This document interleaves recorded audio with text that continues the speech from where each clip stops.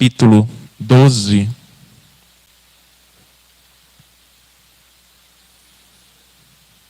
Êxodo.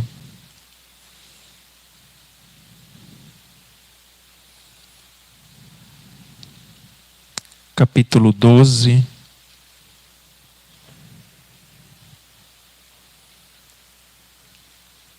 A partir do verso 12. Êxodo 12, a partir do versículo 12. Diz assim a palavra do Senhor: naquela mesma noite passarei pelo Egito e matarei todos os primogênitos, tanto dos homens como os dos animais, e executarei juízo sobre todos os deuses do Egito. Eu sou o Senhor. O sangue será um sinal para indicar as casas em que vocês estiverem. Quando eu vir o sangue, passarei adiante. A praga de destruição não os atingirá quando eu ferir o Egito. Este dia será um memorial que vocês e todos os seus descendentes celebrarão como festa ao Senhor. Celebram-no como decreto perpétuo. Vamos agora para o versículo 26. Quando os seus filhos lhes perguntarem o que significa esta cerimônia, responda-lhes: é o sacrifício da Páscoa ao Senhor, que passou sobre as casas dos israelitas no Egito e poupou nossas casas quando matou os egípcios. Então o povo curvou-se em adoração.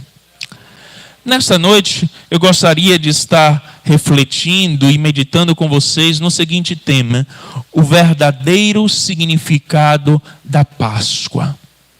O verdadeiro significado da Páscoa. Muitas pessoas, quando ouvem esta palavra Páscoa, associam logo a chocolate, a figura do coelho. Mas, finalmente, qual é o verdadeiro sentido da Páscoa? Hoje, inclusive, a sociedade separa para dizer que hoje é o quê? O domingo de quê? O domingo de Páscoa. E nesta semana, também é intitulada a semana o quê? Semana Santa, em que na sexta-feira as pessoas trazem à memória o quê? A morte de Cristo, a paixão de Cristo. E no domingo, no dia de hoje, traz à memória o quê? A ressurreição. Finalmente, o que é que significa a Páscoa? O que é que a Páscoa tem a ver com o sacrifício de Jesus e a ressurreição de Jesus? E é justamente isso que eu quero estar meditando com vocês nesses poucos minutos. Nós lemos esse texto da palavra do Senhor que trata justamente da instituição da Páscoa. O termo Páscoa vem na sua origem, o seu significado é passar. Passar por cima, trazendo uma ideia de proteção, de poupar, de segurança, justamente fazendo uma referência muito especial à 10ª praga que foi lançada no Egito quando o povo de Israel ali estava, com a consequente libertação. Ou seja, a Páscoa, a festa judaica da Páscoa, comemora a histórica saída do Egito, tendo como ponto central desta celebração a morte de um cordeiro. Resumindo, o que é que a Páscoa celebra? Qual é o sentido da Páscoa? A Páscoa celebra uma libertação. Uma libertação. Mas o que é que isso tudo tem a ver com o sacrifício de Jesus? Todo este ritual que eu falei, que tem como ponto central o sacrifício de um cordeiro pascual, na verdade era apenas uma tipificação, era apenas um exemplo que apontava para Cristo. Desde o Antigo Testamento, desde a instituição da Páscoa, a morte daquele cordeiro estava apontando para Cristo. Era apenas um exemplo, era apenas uma representação que apontava para o verdadeiro e perfeito Cordeiro de Deus, que é Jesus. Era apenas um símbolo. E a gente pode fazer justamente um paralelo com esse texto que nós lemos. Todos nós conhecemos em relação à 10ª praga, que seria a morte dos primogênitos. Deus então dá ordem a Moisés para que matasse um animal, para que matasse um cordeiro, e pegasse o seu sangue e aspergisse e colocasse nos umbrais da casa.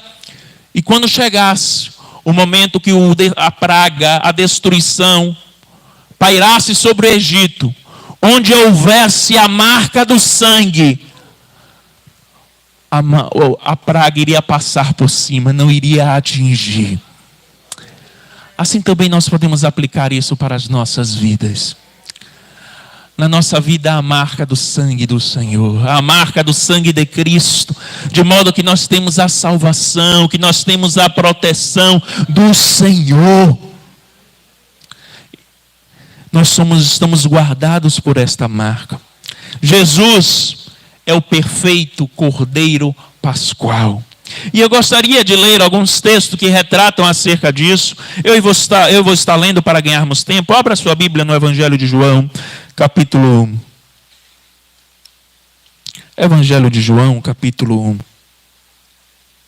versículo 29. Evangelho de João, capítulo 1, versículo 29, vai dizer o seguinte: no dia seguinte, João viu Jesus aproximando e disse: vejam, é o Cordeiro de Deus, que tira o pecado do mundo. 1 Pedro, capítulo 1. 1 Pedro, capítulo 1,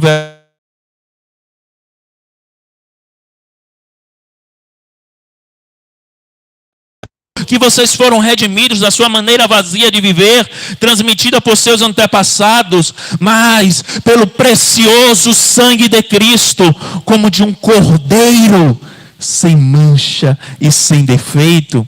Outro texto, 1 Coríntios, capítulo 5. Acompanhe, abra a sua Bíblia. 1 Coríntios, capítulo 5, versículo 7. Livrem-se do fermento velho, para que sejam massa nova e sem fermento, como realmente são, pois Cristo, nosso Cordeiro Pascual, foi sacrificado. Todos os sacrifícios utilizados no Antigo Testamento eram apenas parciais e temporários, eram apenas símbolos que apontavam para Cristo, o sacrifício definitivo e perfeito. Vamos ver o que é que diz Hebreus 10.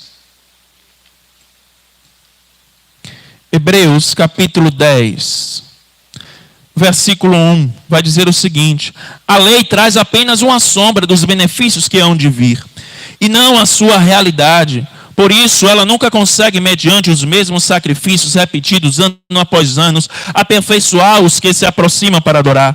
Versículo 12. Mas, quando este sacerdote, se referindo a Jesus, acabou de oferecer para sempre um único sacrifício pelos pecados, assentou-se à direita de Deus. Daí em diante, ele está esperando até que seus inimigos sejam colocados como estrados dos seus pés. Porque, por meio de um único sacrifício, ele aperfeiçoou para sempre os que estão sendo santificados. Vamos agora para o versículo 23. Apeguemo-nos com firmeza à esperança que professamos, pois aquele que prometeu é fiel, e consideramos uns aos outros para nos incentivarmos ao amor e às boas obras. Versículo 19.